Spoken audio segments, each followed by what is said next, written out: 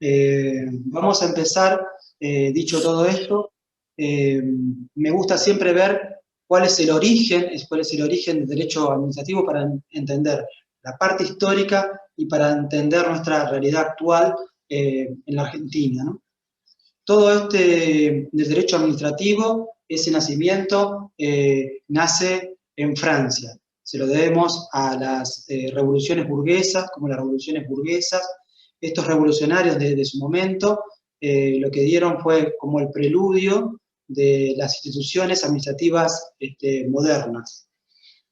Esto se da entre 1789 y 1799 y se va haciendo adulto hasta 1813 y recién se conforma, se consolida este derecho administrativo en el siglo siguiente. No se entiende bien por qué, por ejemplo, en las revoluciones burguesas que dieron origen al nacimiento de los Estados Unidos de América, nunca nació este derecho administrativo por aquellas épocas. Esta Revolución Francesa dicta una Constitución número 8, que lo que hace es reorganizar todas las estructuras administrativas.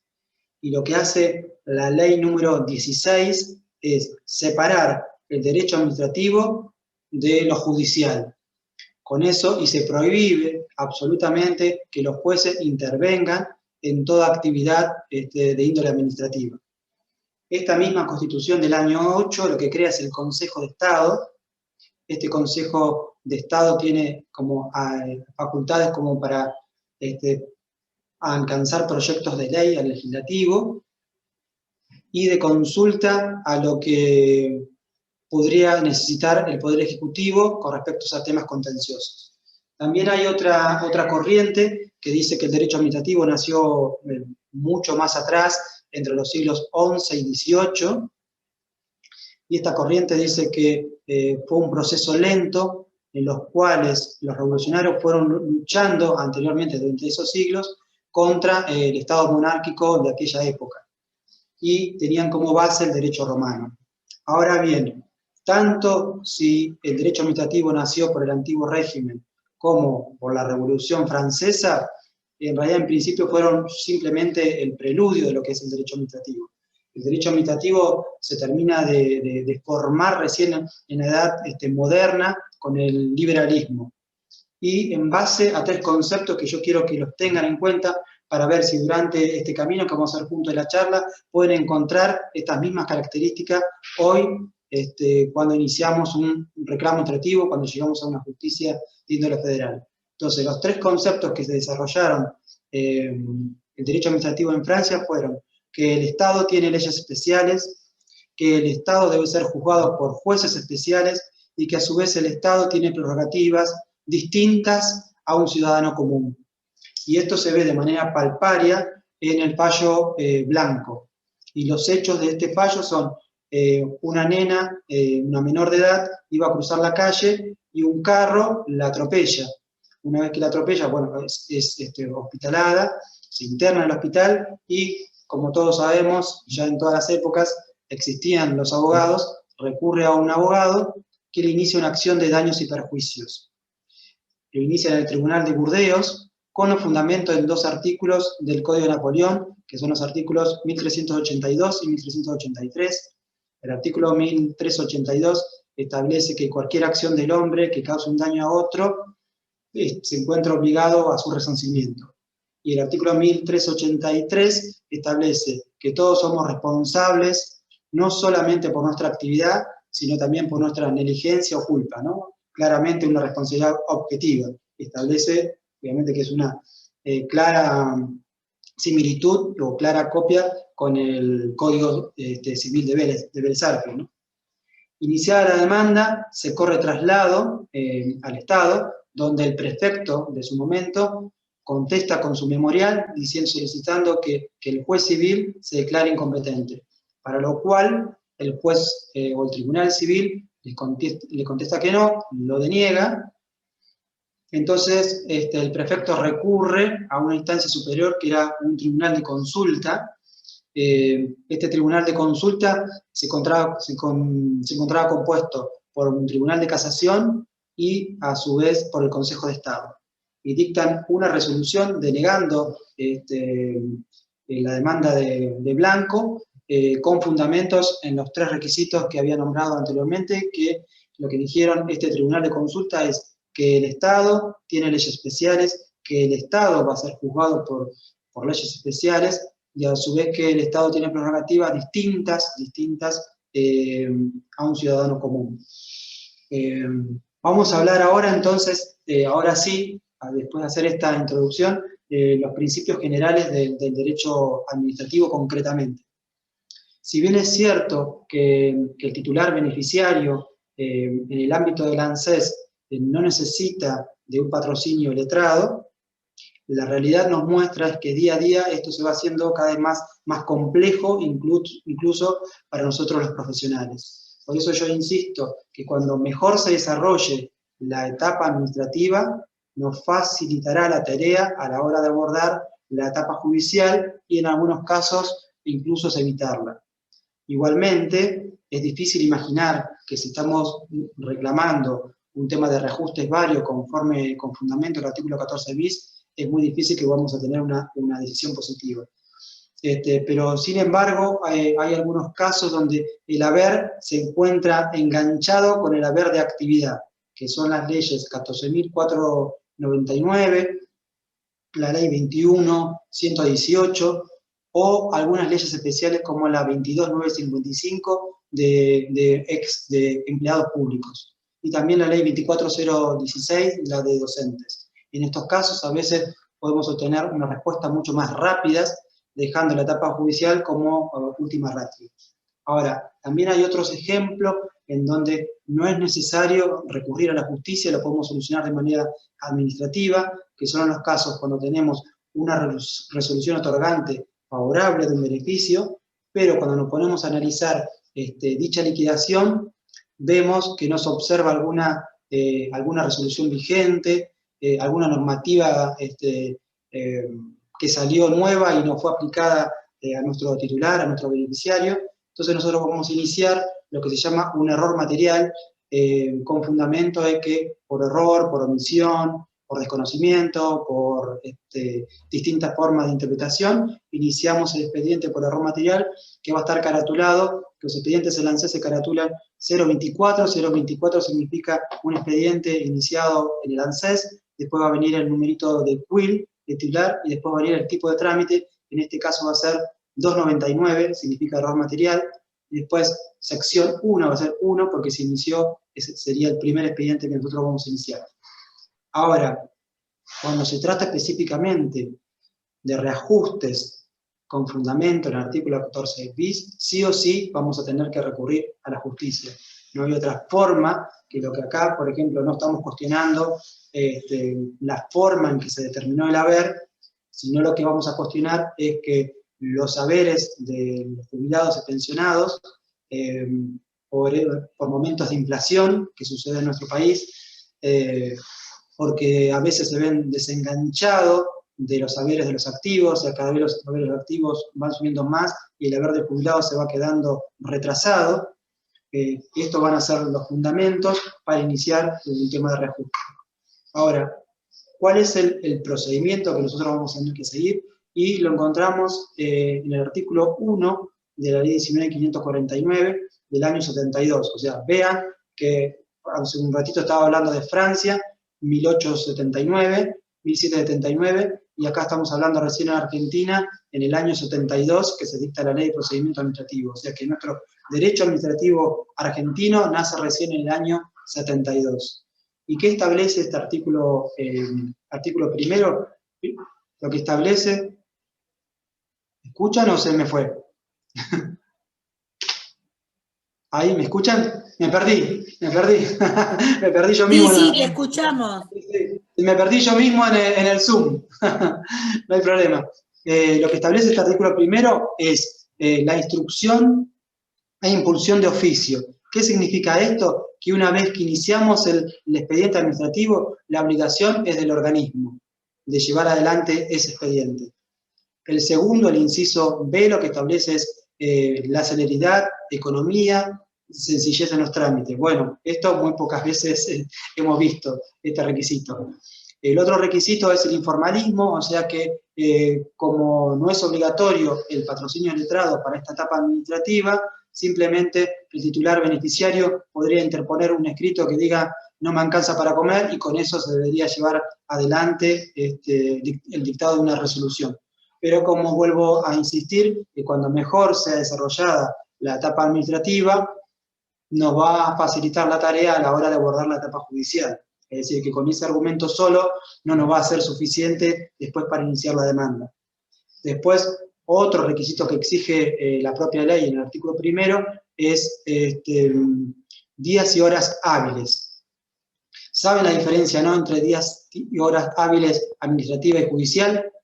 Las días y horas hábiles administrativas no se cuenta la feria corta de julio ni la feria larga de enero, y se cuenta, perdón, y cuando estamos hablando de días y horas hábiles judiciales, no se cuenta la feria corta ni la feria larga. Esa sería la distinción. Después, con respecto a los plazos, cuando la ley no establece plazo, son 10 días. 10 días para interponer un recurso, por ejemplo, de revocatoria, un recurso de reposición, etc. Después lo que tenemos es el derecho adjetivo, ese derecho que es el derecho a ser oído. ¿Qué significa esto? Que nosotros, cuando iniciamos el expediente administrativo, ante el dictado de la resolución, el organismo no tendría que dejar ver ese expediente, porque si nosotros vemos solamente el expediente cuando se dicta una resolución denegatoria o acordatoria, ya es más difícil corregirlo, con lo cual nos lleva mucho más tiempo. Pero esto, con los años, no he podido lograr que el ANSES nos dé acceso al expediente mientras se está tramitando. No nos dejan ver, no se sabe quién lleva el expediente, por ende, siempre tenemos el acceso a ese expediente, de poder tomar vista cuando ya está dictada una resolución. Esto es una cosa como para rever que siempre ha sucedido y sucede, ¿no? Y el otro es el derecho, obviamente, a interponer recursos, agregar pruebas que nosotros consideremos pertinentes, o a veces la ANSES mira el expediente, se da cuenta que falta algún requisito y nos manda una citación para que agreguemos la documental. Por lo general, ese plazo para agregar la documental son 30 días hábiles administrativos. Este procedimiento administrativo, como dije anteriormente, se rige por la Ley 19.549 del año 72, pero tiene también su decreto reglamentario, que es el 1759, en barra también 72, el mismo fue modificado por el decreto 1883 del año 91. Está previsto la aplicación de manera supletoria del Código Procesal Civil y Comercial de la Nación, siempre que sus normas no se interpongan ni con la ley ni con el decreto reglamentario. Ahora lo que vamos a pasar a ver es cómo era el procedimiento antes del dictado de la ley 24463, Ley de Solidaridad Previsional. A muchos les suena, ¿no?, esta ley. Bueno, ¿cómo era? Para hacer cómo llegamos hasta acá a la Ley de Solidaridad Previsional, tenemos que ver también un poquito de historia. En el año 89, hiperinflación, era un momento de crisis importante en el país y todos los activos tenían obviamente su lugar para recurrir a través de los sindicatos, a través de la paritaria, para que no se le vaya achatando sus saberes. Pero sin embargo los jubilados y pensionados no tenían ningún lugar para reclamar. Entonces comenzaron a reclamar a la Cámara Nacional del Trabajo de manera compulsiva, y la Cámara se había llenado de expedientes, y el argumento que utilizaron, obviamente la ley que se utilizaba en su momento era la ley 14.236, que esta ley 14.236 lo que establecía era un recurso directo contra las resoluciones denegatorias de la ex caja del Estado y empleados públicos, comercio, autónomos y actividades civiles. Pero solamente acá lo que se trataba era sobre la legalidad, sobre la legalidad de una ley o de una doctrina. Esto después con el tiempo se fue modificando o ampliando el criterio, aceptando todas cuestiones donde hubiese una arbitrariedad manifiesta. Luego, con el dictado de la ley 23.473, se da un paso trascendental, no solo porque se creó la Cámara Nacional de Seguridad Social, sino que se permitió ventilar cuestiones tanto de derecho como de derecho aplicable, y producir toda aquella prueba que no se había producido en la etapa administrativa. Si bien no se emitía nueva prueba, se dejaba abierto la posibilidad de una reapertura a través de la ley 20.606 y su decreto reglamentario 1377 del año 74. La Cámara Nacional de Apelaciones de Seguridad Social establecía que las resoluciones denegatorias de la ex Comisión de Previsión, la Comisión Nacional de Previsión, que era el organismo anterior del ANSES nace más o menos alrededor de la década de los 90, debía entender estas resoluciones. Pero acá, hasta esta etapa, no podíamos llamarlo que existía en realidad un recurso de apelación. En realidad lo que existía era una forma que se accedía a la justicia, en donde el juez lo que hacía era emitir un dictamen sobre esa resolución denegatoria. Pero si el juez decía que no, era como dicen los chicos, a llorar a la iglesia, no había más alternativa. Esto fue pasando hasta que en el año 94-95 se dicta la ley 24.463, que es la ley de solidaridad previsional, que convierte en un verdadero proceso contradictorio todo esto. Es decir, hasta antes del dictado de la ley 24.463 teníamos lo que se llamaba un proceso absolutamente voluntario. Con el dictado de la ley 24.463 tenemos un verdadero proceso contradictorio en donde el titular, beneficiario, va a actuar como la parte actora y la ANSES va a actuar como la parte demandada. Esto también es un cambio absolutamente trascendental en todo lo que es el tema de reajustes, que en su redacción original, la ley 24.463, en su artículo 15, establecía que todas las resoluciones dictadas por la Administración Nacional de Seguridad Social, y ahora federal, porque hasta este momento era nacional, ahora iba a ser federal, podrían ser recurridas ante los juzgados contenciosos administrativos de la capital federal y ante los juzgados con asientos en las provincias, dentro del plazo de caducidad establecido en el artículo 25, inciso A de la ley 19.549, mediante demanda de conocimiento pleno que iban a tramitar antiguamente bajo el proceso sumario, que hoy ya también fue derogado. Y establecía concretamente que el ANSES iba a ser como parte demandada. Y además, en el último párrafo, decía que no era necesario agotar todas las vías administrativas para tener acceso a la justicia. Es decir, interponiendo el reclamo administrativo, teniendo una resolución denegatoria, ya teníamos habilitada la vía judicial para acceder a la justicia.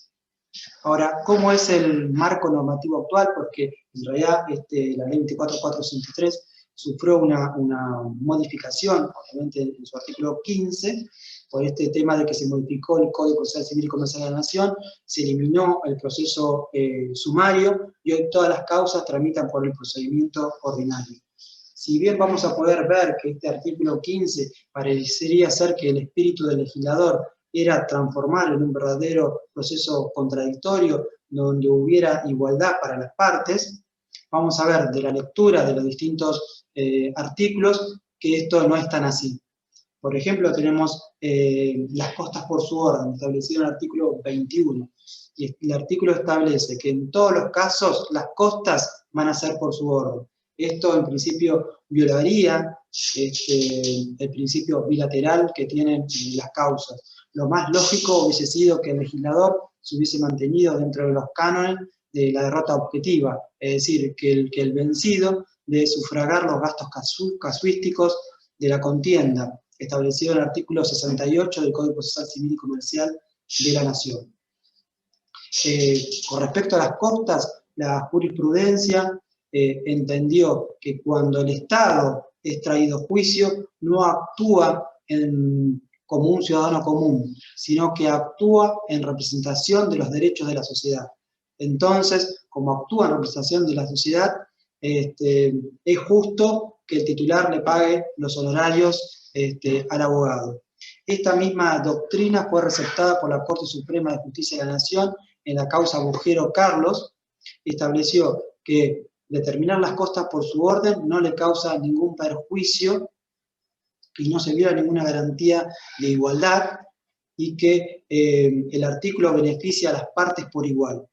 Entonces, que los honorarios le paguen, que el titular le pague los honorarios al abogado, en principio no se estaría confiscando ningún tipo de bien.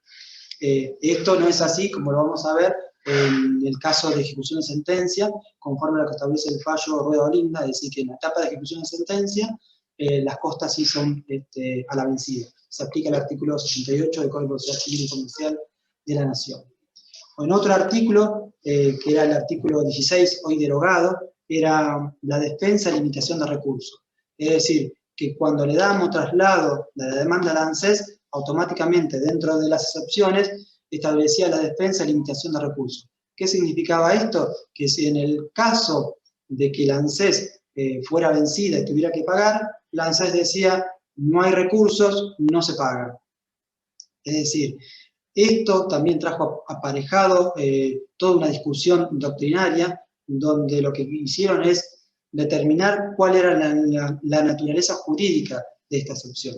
Y llegaron a la conclusión de que no constituía una excepción de previo y especial pronunciamiento, y por ende, ya antes de ser derogada, ya en la etapa de conocimiento se dejaba de lado.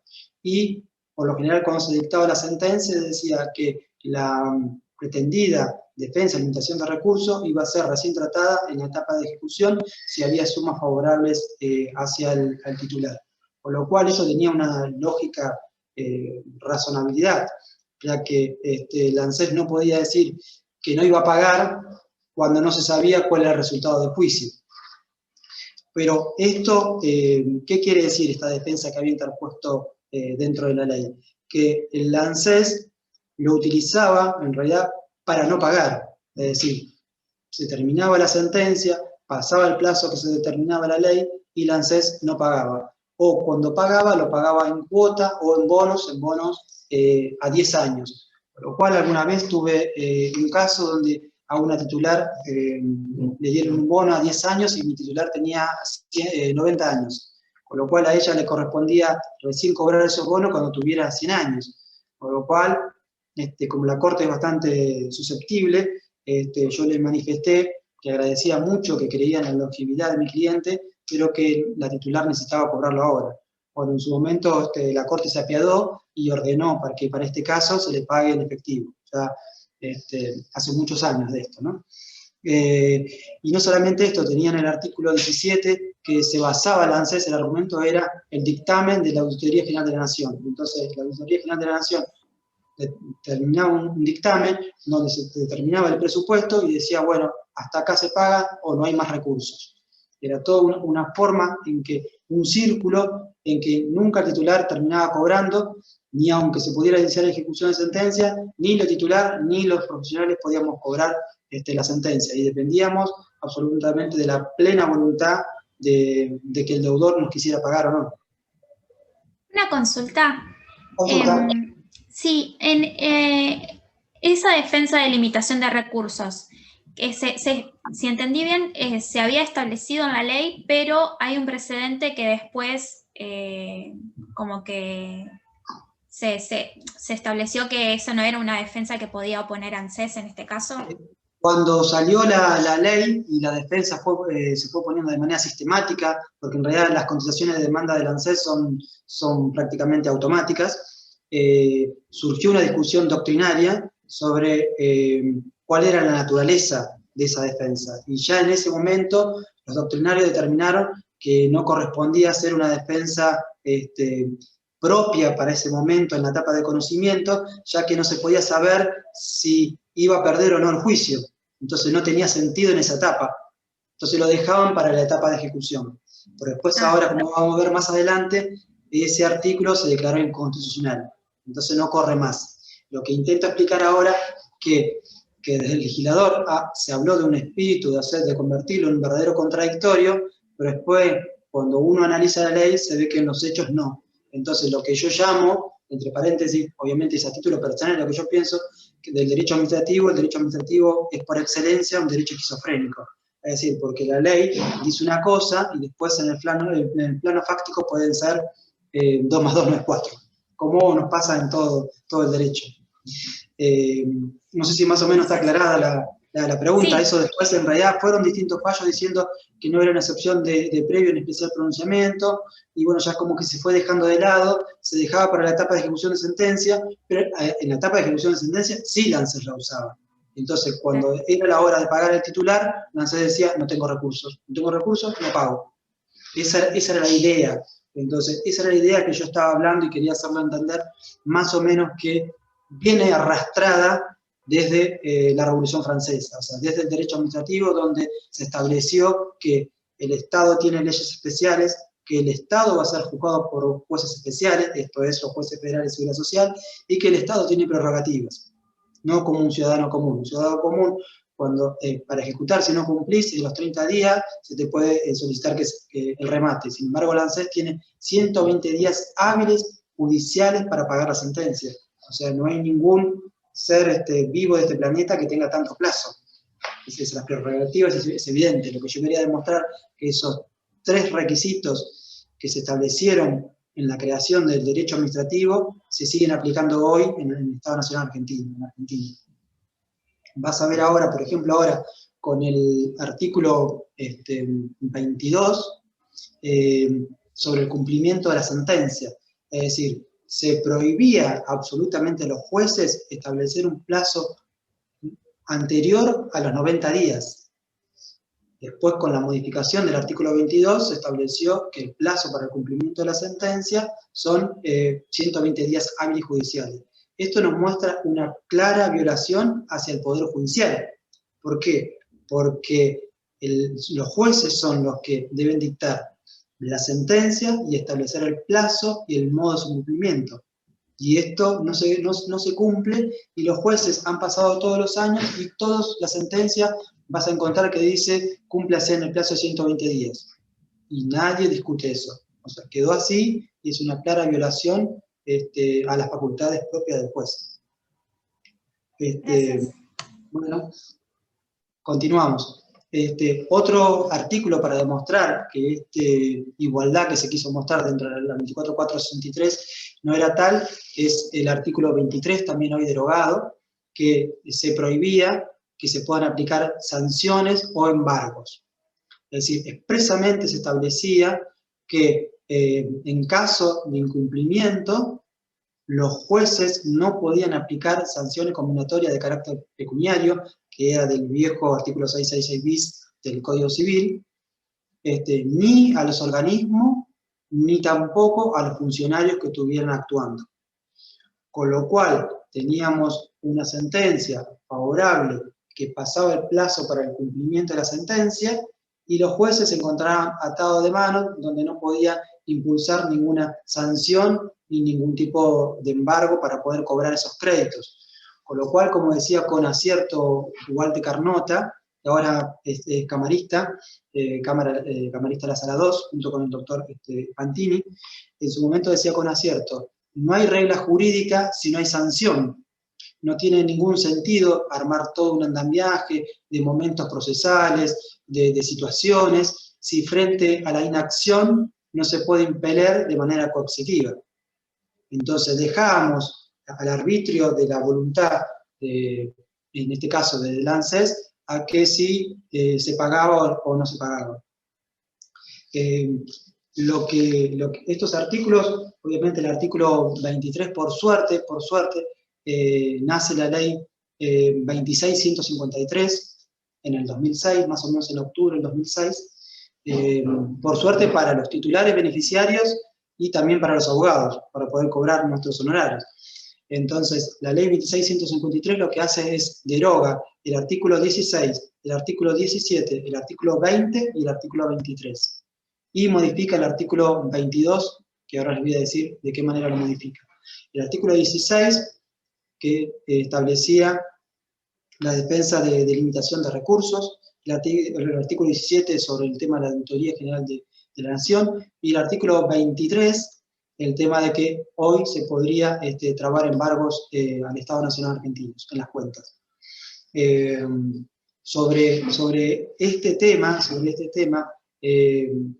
más precisamente, el artículo 20 es que las causas de reajuste no se abren más a prueba. Con eso es fundamental para nosotros. El artículo 22 fue modificado de la siguiente manera. Todas las sentencias condenatorias contra la Administración Nacional de Seguridad Social deberán ser cumplidas en el plazo de 120 días, obviamente hábiles y judiciales. Y en el caso de que el presupuesto que fuera destinado para el pago de la sentencia no alcanzara, el jefe de gabinete puede pedir una ampliación de ese presupuesto, a fin de que se paguen todas las sentencias que hay de manera anual. Y además autoriza al ANSES que se pague en efectivo. Bueno, esto se está pagando en efectivo, pero nunca he visto que el jefe de gabinete haya pedido una ampliación del presupuesto. Con lo cual, hoy tenemos una realidad que tenemos aproximadamente entre 70.000 y 80.000 sentencias firmes y consentidas, pasadas cosa autoridad juzgada para pagar, y la ANSES solamente puede pagar entre 30.000 y 40.000 al año. Con lo cual, todos los años se va juntando un remanente de sentencias que no se pagan. Entonces, hoy tenemos en el Fuero de la Seguridad Social más juicios por ejecuciones de sentencias que en la etapa de conocimiento. Esa es nuestra realidad hoy en lo que es juzgado de seguridad social.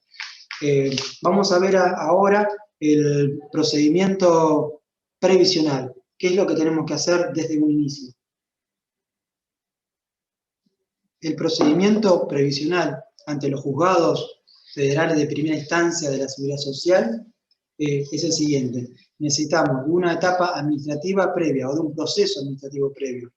Es decir, que toda demanda que vamos a interponer ante los juzgados federales se requiere sí o sí de un procedimiento previo establecido en la ley 19.549, que vamos a llamar ahora procedimiento etapa administrativa o reclamo administrativo previo.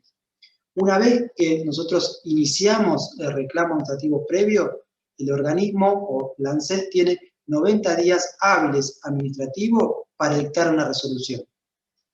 En caso de que no lo haga, nosotros podemos solicitar un pronto despacho, en el cual el organismo tiene otros 45 días más para expedirse y dictar una resolución. Es decir, que en el día 136, ¿no? ¿Me van siguiendo? 90 más 45, el día 136, nosotros tenemos dos posibilidades. O iniciar un amparo por mora, por el retardo, o iniciar una demanda por silencio de la administración. Lo que vamos a ver que una de las dos es mucho más práctica y mucho más resolutiva, y la otra es un poco más lenta. La demanda por silencio de la administración está contemplada en el artículo 10 de la ley 19.549. Con esto vamos a tener un acceso más rápido de la justicia, ya que el juez que interviene va a resolver sobre el fondo de la cuestión y nos va a dictar una sentencia definitiva. Sin embargo, en el amparo por mora establecido en el artículo 28 de la ley 19.549, lo único que vamos a obtener del juez es una orden que obligue al ANSES a dictar una resolución, que en caso de ser denegatoria, tendremos otros 90 días para recién iniciar la demanda judicial. Ahora, conforme a lo que establece la ley 25.344, que es la ley de emergencia económica y financiera, no sé si escucharon esta palabra alguna vez en Argentina, emergencia económica y financiera, esta ley establece cuáles son los requisitos para iniciar para que esté habilitada la vía judicial. Estos tres requisitos son reclamo administrativo previo, resolución denegatoria y constancia de la notificación de la resolución denegatoria.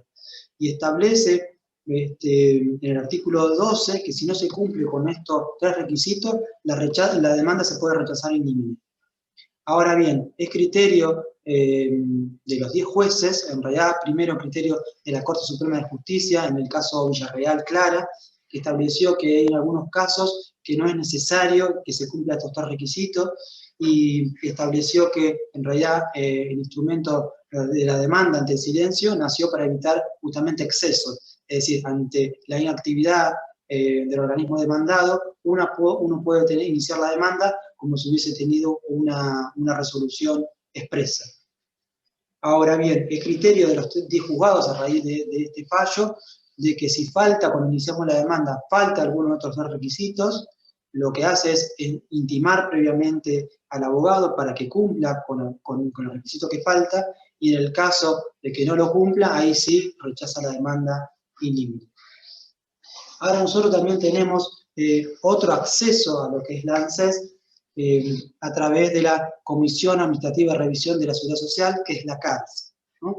La CARS es como si fuera la Cámara o un superior de la ANSES. Acá vamos a plantear todas las cuestiones que no tengan que ver con reajuste del haber, que tengan que ver con el grado de capacidad del titular, o que tenga que plantearse algún tipo de inconstitucionalidad, ya que el organismo, el Poder Ejecutivo como Poder Ejecutivo, no puede determinar si una norma es constitucional o no.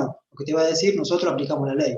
Si usted considera que es inconstitucional, requiere la justicia. Entonces, ir a la CAR por un tema de reajuste de haber, o porque se quiera declarar inconstitucional algún artículo, o por el grado de capacidad o de incapacidad de un titular, no es el camino. La vía de la CARS es, por ejemplo, cuando nosotros vemos que hay una diferencia entre la fecha inicial del pago y el retroactivo que se le pagó al titular. En esos casos, como dije anteriormente, lo que se puede ir directamente a la CAR y iniciar el planteo a través de un recurso de la CARS, pero solamente para esos casos. Pero tanto las resoluciones de la ANSES como de las resoluciones de la CARS, una vez que se dicta la resolución denegatoria, tenemos 90 días hábiles judiciales establecidos en el artículo 25, inciso A de la ley 19.549, para iniciar la demanda. Ese es el plazo de caducidad. ¿Estamos bien? ¿Está ahí? ¿O se me están durmiendo? Bien, vamos bien, por ahora vamos bien. Bueno, ahora vamos a hablar de la etapa judicial. La etapa judicial, en un principio, todas las demandas se iniciaban por la Mesa General de Entrada de la Cámara de Seguridad Social, que se encontraba con domicilio en Lavalle 1268, subsuelo. Con el tiempo se mudó la Mesa General de Entrada, y hoy actualmente se encuentra en el edificio de Marcelo T. al 1800, Marcelo T. y Callao, en el primer piso. Ahí en ese momento se exigía por ley 23.344 que acompañemos, en realidad, 4 juegos de demanda tenemos que acompañar en esa época. Era uno, el original, para agregar en el expediente judicial, una copia para traslado al ANSES, otra copia para el Tesoro de la Nación y otra copia para nosotros para el estudio. Y lo mismo pasaba en los juzgados con asiento, los juzgados federales con asiento en las provincias. Hoy, este criterio, hubo un convenio en realidad una acordada entre la Cámara y el Tesoro, porque en realidad se acumularon tanta cantidad de expedientes en la calle Posada, que había quedado colapsado. Entonces se firmó un acuerdo entre la Cámara y el Tesoro, y ya cuando iniciamos la demanda, automáticamente la Mesa General de Entrada le manda un aviso de que se va a iniciar un juicio contra el Estado. Pero ahora, con esta época el tema de la digitalización ya se vino hablando hace muchos años, y con esto de la pandemia, hoy todas las demandas se inician de manera digital. Nosotros lo que tenemos que hacer es, a través de la página del Poder Judicial, Auxiliar de la Justicia, sorteamos un juzgado, y una vez que nos sortean un número de juzgados, subimos toda la demanda vía digital, la demanda y toda la documental. Por ende, solamente necesitamos una copia que nos va a quedar a nosotros para el estudio. Desde ahí se va a trasladar la demanda al ANSES, desde ahí se va a hacer todo. Entonces, ya de 4 juegos, solamente nos va a quedar uno como constancia para nosotros como copia, que vamos a seguir armando nuestro propio expediente judicial, que es lo que obviamente siempre recomiendo para las nobles, es que uno tenga el mismo expediente que se encuentra en el juzgado, es el mismo expediente que tenemos que tener nosotros en el estudio. Que cuando venga el titular, nuestro cliente, a querer hacer unas consultas, nosotros le mostremos el expediente y sea el mismo que figura en el Poder Judicial. Porque en este tiempo de reajustes, que son muchos años, la gente es grande, y muchas veces, como tienen tiempo, pueden ir, van y consultan en el juzgado, y por ahí te preguntan y si hay alguna diferencia, o por ahí te dicen, desde que yo fui, se empezó a mover el expediente, ¿no? Entonces uno va a ir mostrando cuál es nuestra tarea, nuestra labor, y qué es lo que vamos haciendo. Después no nos olvidemos de acompañar el bono que establece en el artículo 51, inciso D, de la ley 23.187, que es el bono de derecho fijo para Capital Federal, y el poder que acredite nuestra personería. Que este poder, si vamos a actuar como apoderado, tenemos dos formas, o el acta, que es un convenio que se realiza a través del abogado y con la Cámara Federal, también en la Valle 268 subsuelo, uno firma un convenio, después se mete a través del PJN y puede imprimir el acta poder, que eso es de manera gratuita para que podamos ser apoderados. En un principio imprimíamos el comprobante, el titular iba a la Valle 1270, le certificaban la firma, el actuario, y después nos traían el poder al estudio, y eso nosotros acompañamos dentro de la demanda. Desde el año pasado se empezó a hacer que nosotros le damos el comprobante, el titular iba al área de poderes, firmaba, y ya quedaba la firma digital, y ese poder ya se enviaba automáticamente a los juzgados, así que no era necesario ya imprimir el poder. Con eso se avanzó mucho. Hoy por hoy, con épocas de pandemia, lo que hay que hacer es solicitar un turno para el que el titular vaya al área de poderes, es la Valle 1270, y firme, le registra la firma de nuestro poder. Después, lo que se establece, obviamente se sacó el requisito de traslado por oficio al Tesoro. Lo que hace, una vez que la demanda llega al juzgado, después lo que hace es dar vista al fiscal. Ahora, lo que tenemos que entender es que hay 2 fiscales para 10 juzgados. Entonces, la demora, que se hace un plazo desde que sorteamos la demanda hasta que el expediente salga con el primer proveído, puede pasar 2 o 3 meses. Y el fiscal, ¿sobre qué se va a expedir? Sobre si el juez es competente para entender la causa y si está habilitada la instancia. Es decir, se va a fijar de qué tema estamos nosotros reclamando y si hicimos el reclamo administrativo previo, y además si no está vencido el plazo de 90 días. Una vez que el fiscal realiza su dictamen, el expediente vuelve al juzgado. Una vez que ya están dadas todas las condiciones, los requisitos. Acá me preguntan, les digo, ¿se puede iniciar como patrocinante por internet? Sí, desde luego. Una vez que tenemos la demanda, hacemos firmar a nuestro cliente, le ponemos la firma y lo subimos de manera digital. Es mucho más práctico que en provincia. Así que sí, se puede actuar como patrocinante. De hecho, en esta época de pandemia, lo que yo hice para no hacer salir a todos mis clientes, que son chicos más de 65, 70, 80, 90, directamente les mandé un mail, algún hijo, hija, nieto, y le mando el escrito, después yo me lo manda de vuelta el escrito firmado vía mail, y eso es lo que yo subo al Poder Judicial, para no hacer salir a los clientes. De una manera de poder cuidarnos y protegernos entre todos. Es la manera que uno fue encontrando para adaptarse a estos tiempos. Una vez que están dados todos los requisitos exigidos por la ley 25.344, el juez lo que va a hacer es dar traslado a la demanda por el plazo de 60 días, conforme a lo que establece el artículo 338 del Código Procesal Civil y Comercial de la Nación, y de 5 días en los casos que sean juicios sumarísimos. ¿Y cómo se corre este traslado? Y va a depender de cada juzgado. Hasta antes de la pandemia había juzgados que decía que el traslado lo hacían a través de giro masivo. ¿Esto qué significa? Juntaba una cierta cantidad de expedientes, llamémosle 50 expedientes, y los llevaban todos juntos a Paseo Colón, 329, séptimo piso, contrafrente. Y en otros casos, los jueces decidían que lo hagamos a través del oficio 400, es decir, que confeccionemos nosotros el oficio y llevemos la diligencia también a Paseo Colón 329, área de oficios. Ahora, actualmente, en la época de pandemia, todos los traslados se están haciendo de manera digital. Bien, una vez que la ANSES se siente notificado, se notifica de la demanda, comienza a contestar la demanda, contesta las excepciones de previo y especial pronunciamiento, conforme a lo que establece el artículo 347 del Código Procesal Civil y Comercial de la Nación. Algunas de esas excepciones se aceptan, otras se rechazan y otras quedan para el momento oportuno de la etapa de ejecución. Como ya dije anteriormente, las causas de reajuste no se abren a prueba. Es decir, que una vez que el ANSES contesta la demanda, nosotros contestamos las excepciones, solicitamos que se declare como de puro derecho. Si se declara de puro derecho, notificamos, se notifica a la parte demandada, y una vez que queda firme ese auto, solicitamos que se dicte sentencia. Por lo general, los juzgados organizados, ya en el primer auto de apertura, nos especifica todo, hasta la etapa de conocimiento del dictado de sentencia.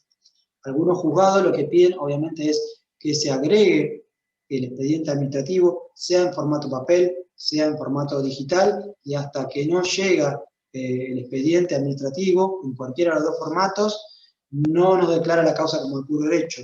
En algunos casos, el juzgado más criterioso simplemente nos dicen que agreguemos la resolución acordatoria, el detalle de beneficio y el detalle de las remuneraciones, lo adjuntemos, se le corre traslado a la demandada y ante el silencio de la demandada se lo toma como reconocido y se declara la causa como de puro derecho. Pero hay algunos juzgados que por más que uno insista en que la única medio probatorio es la resolución acordatoria, el detalle de beneficio, el detalle de las remuneraciones, dicen, hasta que no esté el expediente vía digital, no se declara de puro derecho, no pasa de dictar sentencia, entonces queda absolutamente trabado. Ahora, los jueces, una vez que sí llega, vamos a un caso hipotético que sí llega el expediente administrativo, o es un juzgado donde no aceptan la resolución acordatoria como prueba, los jueces tienen por código de procedimiento 40 días hábiles judiciales para el dictado de la sentencia.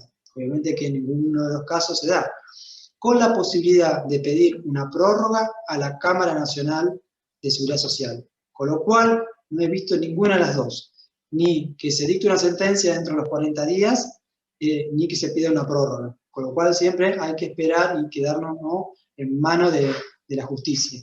Sí se puede, obviamente, se puede pedir siempre un pronto despacho. Yo lo que hago en los casos, todos nuestros titulares, todos nuestros clientes son personas de edad, entonces uno pide un certificado médico y en el caso o que sean mayores de 80 años o tengan enfermedades crónicas o terminales, uno pide un resumen de historia clínica y con eso solicita un pronto despacho, lo mismo que va a suceder en la Cámara si la Cámara tarda mucho. Una vez que... ¿sí? Una consulta antes de continuar. ¿Cuántas veces se puede intimar a ANSES para que agregue los administrativos? No, 2 o 3 veces, y uno ya solicita bajo procedimiento de aplicar unas 30. En realidad, uno lo que hace es 2 o 3 veces y ya, si no lo manda el expediente en vía digital, solicitamos que se aplique alguna sanción pecuniaria, de carácter pecuniario, algún tipo de sanción. Yo por lo general dejo 2 o 3 veces y después sí, uno se empieza a poner firme, o sea, atento la edad del titular, atento la enfermedad que tenga, atento de que esto se trata de un carácter alimentario, etcétera, etcétera, y que a veces uno piensa que en realidad el organismo demandado lo que quiere es que el titular fallezca para no pagar. Entonces uno va armando, en realidad, por eso yo les digo, no tengo la verdad absoluta, es mi modo que tengo de trabajar, en lo que es todo de reajustes varios, es toda una creación pretoriana de los jueces, por lo cual no vas a encontrar un código, un libro que te diga cómo hacer los reajustes, porque va a depender de cada uno de los juzgados, de cada una de las secretarías. Para decirte más, por ejemplo, en Estados Unidos hay 100 juzgados, pero hay una sola secretaría. Acá tenemos 10 juzgados y tenemos 20 secretarías, con lo cual tenemos 20 criterios distintos. Lo más lógico sería que tengamos un solo criterio. Y ni hablar que en estos momentos, en este año, se cambiaron todos los jueces y se fueron subrogando, y entonces viene juez nuevo, criterio nuevo. Entonces, Sí. no hay un librito, no hay un libro que dice, bueno, No, no. después, no hay una receta. Me preguntaba si por ahí había en la ley o en algo había alguna cantidad de intimaciones o de... Yo supongo que también 3 veces es como suficiente, digamos, pero no está escrito en la ley ni... Es más que suficiente, o sea, el código de Claro, procedimiento es claro, el código te dice 40 días debería dictar la sentencia definitiva, no lo hace, claro. pero vos no vas a pedir que se aplique una sanción contra el juez, porque vos No, vas no. a seguir litigando en ese juzgado. O sea, son 10 juzgados de seguridad social que si empezás a hacer reajuste, vas a estar toda la vida. Entonces, intentar una denuncia a un juez en la Cámara y no sería muy recomendable. No sería. Uno tiene que intentar usar la lógica, el sentido común, a ver qué hago. ¿Qué hago? Me pasó que en veces que ha desaparecido, por ejemplo, foja de un expediente, y nadie fue, y el expediente es algo público, no puede desaparecer una foja. Y antes de intentar un tipo de denuncia ante la Cámara, lo que hice fue, como yo tengo todas las copias, agregué la copia y solicité que se dé traslado y que se diga que sí o que no, y en caso de silencio que se lo tomen como probado. Con eso avancé y para que el titular tampoco se quede trabado, porque si no uno se mete en una denuncia y ya de por sí el juicio de reajuste lleva mucho tiempo, si uno encima lo complica, se estira mucho más. Y acá el tiempo para la gente es oro, como para todos, porque yo he visto gente, esto es a título personal, gente que vinieron a verme con 65 años y cuando yo después lo encontré a los 70, eran otras personas, por enfermedades, por patología, por cosas de la vida, eran otras personas, absolutamente mucho más lastimadas en su salud, en sus cosas, muchas personas que terminan el trabajo, terminan su etapa laboral y es como si le hubiese terminado la vida. He encontrado personas que no fueron por ahí, no tuvieron problemas de alcohol cuando yo los conocí y 5 o 7 años después tenían problemas de alcohol. Entonces es por depresión, por distintas causas. Entonces acá el tiempo es oro. Uno cuando más ágil haga todo, mucho mejor para los titulares y también para nosotros y también para la justicia. No nos olvidemos que lo que uno tiene que hacer es siempre allanar el camino e intentar ser lo más práctico posible. Lo más práctico posible. Independientemente, obviamente, siempre lo que diga la ley, ser lo más práctico posible en ese tema. Bueno, una vez que se dicta la sentencia definitiva, el juez notifica a las partes, las cuales van a tener 5 días de notificado para interponer un recurso de apelación. Obviamente, ante una sentencia definitiva, vamos a interponer un simple escrito que diga se apela, y después cuando el expediente se nos concede la apelación, cuando se eleve a la Cámara y nos notifique del artículo 253, vamos a expresar nuestros agravios. Ahora vamos a hacer un paréntesis que me gusta mucho, repasar cuáles son los remedios o recursos procesales que tenemos nosotros como abogados antes del dictado de la sentencia definitiva. Para las providencias simples, tenemos el recurso de revocatoria o de reposición, que lo tenemos que interponer dentro de los 3 días de haber sido notificado. En caso que nos rechacen el recurso de reposición o revocatoria, se va a conceder una apelación, ¿están anotando? con efecto diferido. Por lo general, este tipo de recurso se interpone con el recurso de apelación en subsidio, para que nosotros no nos comamos el traslado. Entonces, interpongo el recurso de reposición y automáticamente al lado apelo de manera subsidiaria. Porque si a nosotros no nos conceden la revocatoria, tenemos 5 días para expresar los agravios. Y si nos pasa esos 5 días, perdemos la posibilidad de interponer el recurso. Entonces, ante una providencia simple, revocatoria, recurso de reposición, dentro de los 3 días, y por lo general lo vamos a interponer con una apelación de subsidio. Si se trata de una sentencia interlocutoria, dentro de los 5 días de haber sido notificados, podemos interponer el recurso de apelación. Este recurso se va a conceder en relación, por lo cual, al tratarse de una sentencia interlocutoria, tenemos que apelar y fundar en el mismo juzgado donde interponemos el recurso. Una vez que es concedido en relación, vamos a tener que dar traslado de los agravios a la contraria, y una vez que la contraria conteste, eso se tiene que elevar a la Cámara. Por lo general, interponemos el recurso, nos concede en relación, contesta el ANSES, a veces sí, a veces no, y no se eleva. Por ende, nosotros tenemos que interponer un recurso que, atento al estado de auto, solicite que se eleve al superior. ¿Hasta acá vamos? Ahora, cuando tenemos sentencia definitiva, repaso. Dentro de los 5 días podemos interponer recurso de apelación con un simple escrito que diga se apela, y después vamos a expresar los agravios en la Cámara. Ahora, también tenemos la posibilidad que ante una sentencia definitiva podemos interponer un recurso declaratorio. A veces no entendemos bien cuál es el criterio que nos dijo el juez, podemos interponer un recurso declaratorio. Esto mismo el juez lo puede hacer de oficio, conforme lo establece el artículo 36 del Código Procesal Civil y Comercial de la Nación.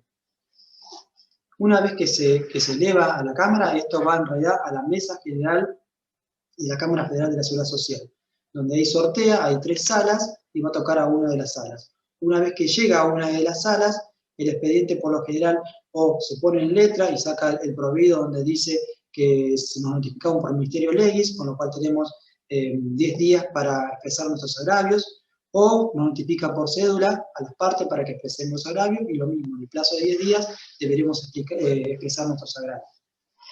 Ahora, ¿cuál es el plazo que tiene la Cámara para dictar sus sentencias?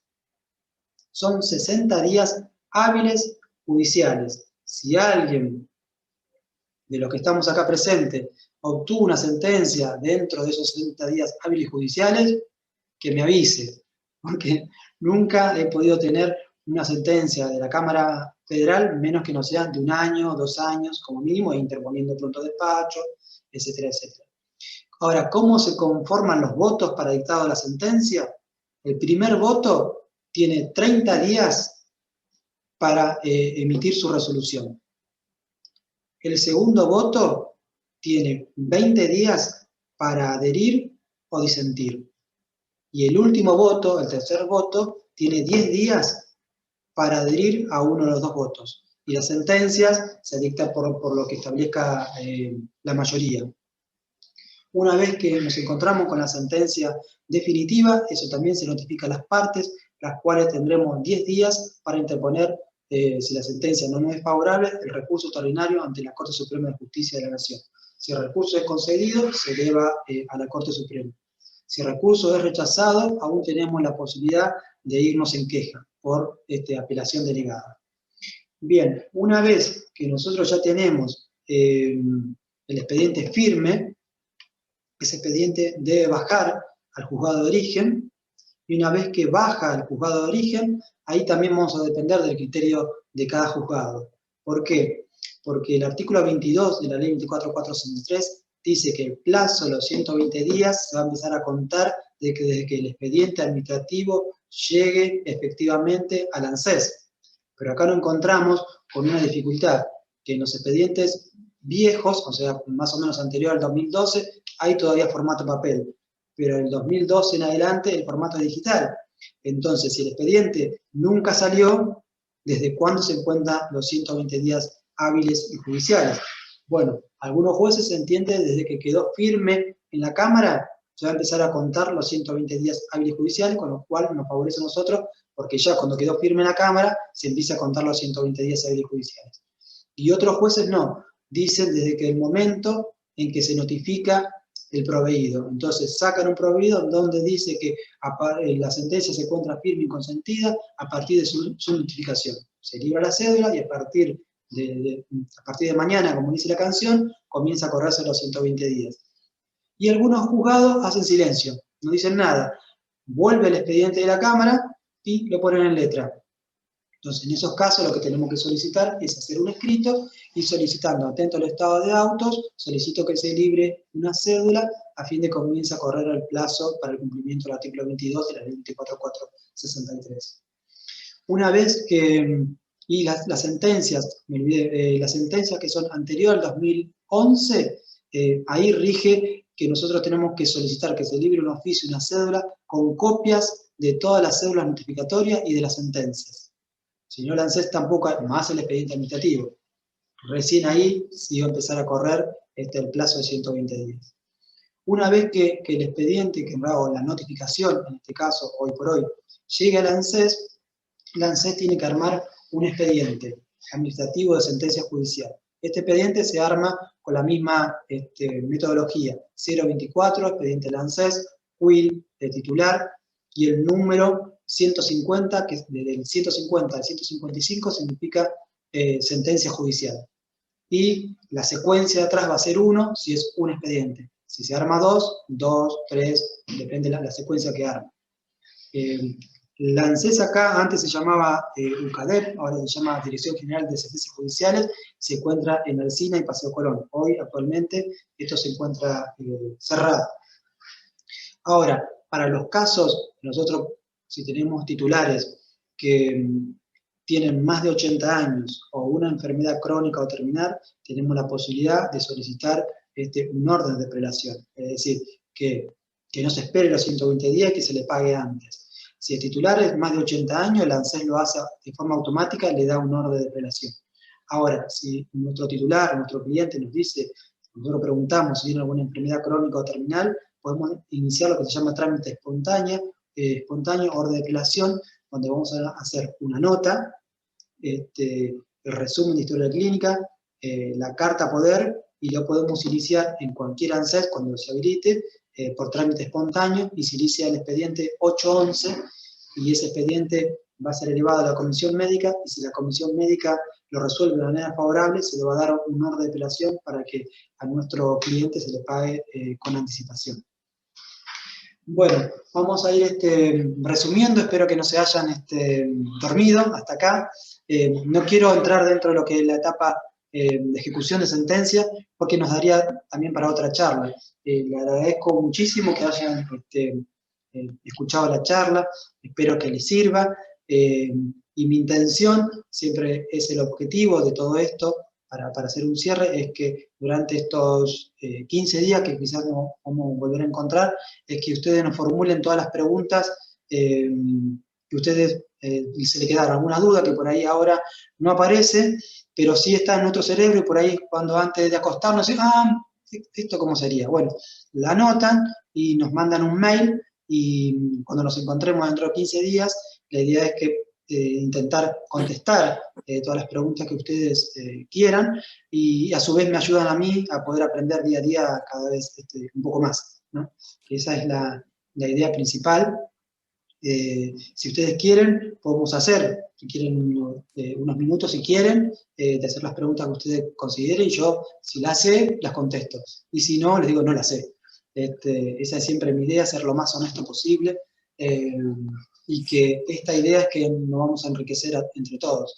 La idea fundamental de todo esto es que podamos pensar que no todo está escrito, de que siempre tenemos la oportunidad de mejorar y de aprender, y vuelvo a lo mismo, enseñar solamente significa dar señas. Ustedes después, con lo poco o mucho que yo les he podido dar, van a ir armando su esqueleto.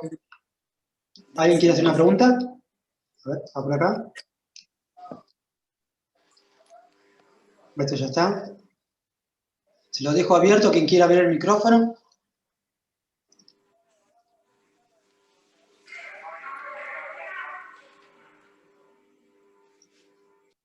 A ver.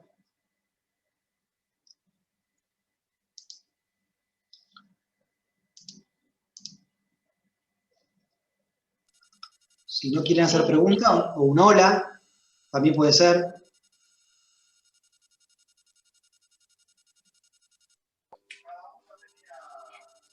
Bueno, hola y felicitaciones, doctor. La verdad que me pone muy contenta el puesto que le ha tocado, mucha responsabilidad, pero bueno, sé de su capacidad, así que me encanta y lo felicito.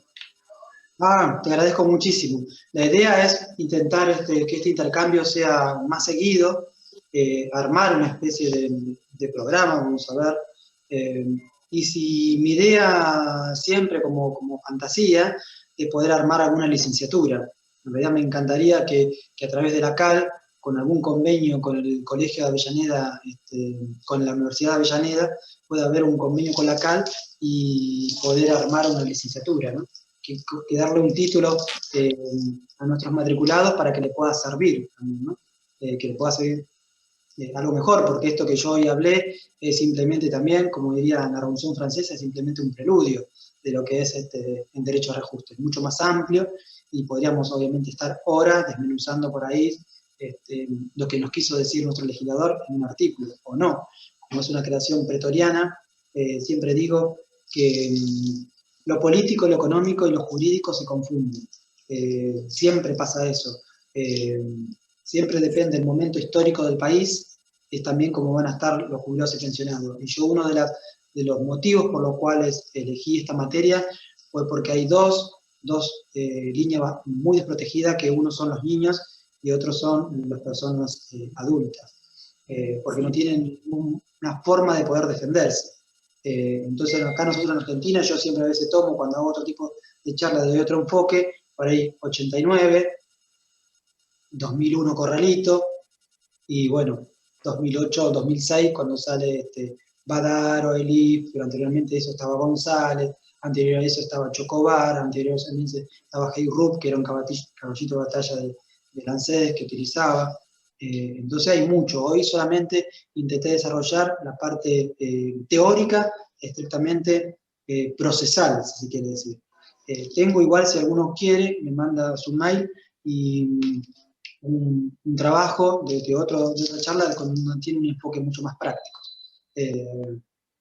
Desglosado, vamos a decir, placa por placa, qué es lo que nosotros necesitamos para iniciar un reclamo administrativo y con posterioridad un reajuste, y cuáles son más o menos los fallos que hoy están en boga, ¿no? Porque eso también se va modificando día a día, pero más o menos gira en torno a ese achatamiento que se produce en el haber por un tema inflacionario, o porque se desengancha demasiado de los saberes de los activos. Entonces, la otra vez me hacía una consulta uno de los jueces, que a mí me parecía referente a la ley de movilidad, la que está dentro del proyecto. Y obviamente somos amigos con este juez, y yo digo, mirá, es muy peligroso siempre atar la movilidad a un tema de presupuesto, a un tema de recaudación, tanto sea fiscal como del INDEC. Porque en principio, si bien puede haber aumentos que sean importantes, después con el tiempo va causando no solamente un perjuicio al Estado, sino también al titular, porque no se pueden cumplir con esas expectativas. Confiaba yo en el artículo 53 de la 18037, que establecía el INGR, que era el nivel general de las remuneraciones, es decir, cada vez que a un activo se le aumentaba su haber más de un 10%, automáticamente ese aumento se veía reflejado en el haber del titular beneficiario, del jubilado. Me parecía que ese artículo era mucho más justo. Y para decirlo en criollo, lo que yo le dije a este juez fue, mi idea es que si un jubilado hoy, con lo que gana, puede comprar 10 kilos de asado, la idea de la movilidad es que dentro de 1 año o 2 años pueda comprar también esos mismos 10 kilos de asado. O sea, bien concreto, porque tenemos bastante confianza, y bueno, mi idea es eso, que el jubilado mantenga el haber y que no pierda el carácter sustitutivo, ¿no? Que la Corte viene diciendo hace muchos años que se debe mantener el carácter sustitutivo, es decir, que si bien el haber con el fallo Villanustre, el haber del activo no puede superar el haber del activo, es decir, el haber del pasivo no puede superar el haber del activo, eso tiene una lógica, pero sí debe mantener una proporción para que ese jubilado mantenga el mismo nivel de vida que tenía cuando estaba en actividad. Porque con las leyes, la 24241, y que se fue dictando ya en el año 94, más o menos si practicabas la liquidación, tomaba los últimos 10 años, etc., iba a estar cobrando entre un 40 y 45% de lo que estaba cobrando en mano todos los meses. con lo cual se iba a reducir a la mitad su poder de compra y su poder adquisitivo, con lo que significaba, o con lo que significa la mitad de su casa, la mitad de su prepaga, la mitad de su comida. Es decir, la 24241 es una de las leyes bastante perversa, porque eliminó en realidad todo régimen de movilidad. O sea, para el 24241 la movilidad no existe. En realidad hasta la ley 18037, si 18038, si un jubilado cesaba en su actividad, generalmente el cese coincidía con su cese laboral. Y si quería seguir trabajando, el beneficio se le suspendía. Pero los aportes que realizaba en su nueva labor, después cuando él se quería jubilar, se le sumaba y se le hacía una redeterminación del haber, por lo cual iba a tener un haber nuevo. Sin embargo, con la 24241 se elimina toda posibilidad de movilidad. Lo que te dice la ley es que si vos querés trabajar, trabajá.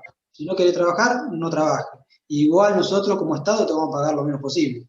Entonces, esa era la idea madre cuando se dictó la ley 24241, que incluso todavía no hay nadie que sea un 24241 puro, porque para que haya un 24241 puro tiene que ser 2024, porque la ley se dictó en el 94, entonces tiene que pasar 30 años para que haya una persona que se jubile por 24241 puro. Claro. Todos los que se jubilan empezaron con la ley 18037 y se empezaron a jubilar con la 24241, absolutamente perversa, con lo cual hay es bastante anecdótico el tema que la 24241 es la única ley en nuestro país que tiene 3 entradas en vigencia. ¿Por qué? Cuando se va a dictar la ley 24241, iba a empezar a regir en diciembre del año 93. Entonces, todos los que venían con derecho a jubilarse no querían la 24241. Entonces dijeron, no, nosotros somos 1827, no queremos saber nada con la 24241. Entonces se prorrogó de diciembre hasta marzo. Fueron pasando los meses y cuando llegó marzo, los que le tocaba jubilarse dijeron, no, nosotros tampoco queremos la 24241, queremos igual que los que le dieron a los que se jubilaron en diciembre. Entonces el Congreso determinó sí o sí que la ley 24241 nacía el 14 de julio de 1994, por lo cual todos aprovecharon los que pudieron jubilarse hasta el 14 de julio de 1994, y del 15 de 94 en adelante todos son 24241. ¿Alguna otra pregunta que quieran hacer? Espero que le haya servido la charla, que haya podido ser útil. Saben que pueden contar conmigo cuando quieran, que eso es lo principal. El objetivo más importante de esta charla es que saben que conmigo pueden contar. En cualquier momento me pueden hacer una consulta, sea tanto en el grupo del chat como de manera privada. No hay ningún inconveniente, en realidad no hay que tener vergüenza porque todos estamos aprendiendo. No hace falta que sea una pregunta de índole académica, o sea, puede ser cualquier consulta, hablando de reajuste, ¿no? Presento tal escrito, ¿qué hago en tal situación? No hay problema.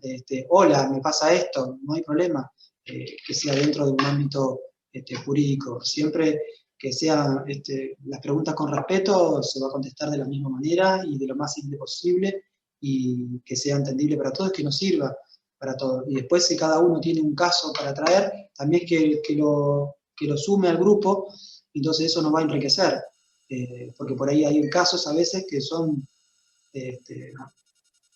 no son comunes. Yo he tenido un caso ahora hace poco que se resolvió dentro de la Cámara, que era un titular, mi cliente, trabajaba en el servicio exterior por 30 años, llegó a ser ministra plenipotenciaria de segunda clase, por la ley especial, y en el 2009 le pidieron el retiro por un artículo, porque había estado más de 4 años dentro del mismo cargo y no había pedido el ascenso, y le hicieron el retiro. Pero le siguieron pagando hasta que tuvo la edad jubilatoria. Pero cuando se jubilan, la jubilan por el cargo que tenía anterior, que era cónsul. ¿Y qué es lo que nos dice la ley especial? dice que si una persona se encuentra 4 años en un mismo cargo, se le debe pagar el 85% móvil, y ese haber tiene esa movilidad, de que cada vez que el mismo activo se le aumente el haber, ese pasivo va a tener la misma movilidad del 85% móvil. Pero la ANSES, cuando le determinó el derecho, le tomó como cónsul. ¿Por qué? Porque tomó la fecha de retiro. Y eso, por más que interpuse, más o menos habrán sido 13 reclamos administrativos, a ver si lo podía solucionar o encauzar de manera administrativa. No hubo forma, Hubo hasta, por esa causa, hubo hasta denuncias, que tuvo que hacer denuncias penales, penal económico, por un tema de corrupción dentro del mismo organismo. Y bueno, tuvimos que llegar a la justicia federal, tuvimos una sentencia favorable de primera instancia, donde le reconocieron el cargo de ministra plenipotenciario de segunda clase, la redeterminación de su haber y el pago desde la fecha que le dieron el primer alta. Fuimos a la Cámara, tuve la suerte que en la demanda me contestaron del ANSES más o menos unos 10 abogados, porque uno más o menos cuando recibe una concesión de demanda, te das cuenta si lo escribió uno solo o fueron varios, porque cada uno tenemos una pluma, una forma de escribir. Pero en la Cámara, cuando le tocó expresar los agravios, expresaron algo que no tenía absolutamente nada que ver con la demanda originaria, y bueno, la Cámara me confirmó la sentencia de primera instancia, y hoy ya bajó y ya se dio traslado al ANSES, y por suerte, independientemente de que la titular va a tener un buen reajuste de su haber, lo que más me llena de emoción es el reconocimiento por parte de lo que ella trabajó, ¿no?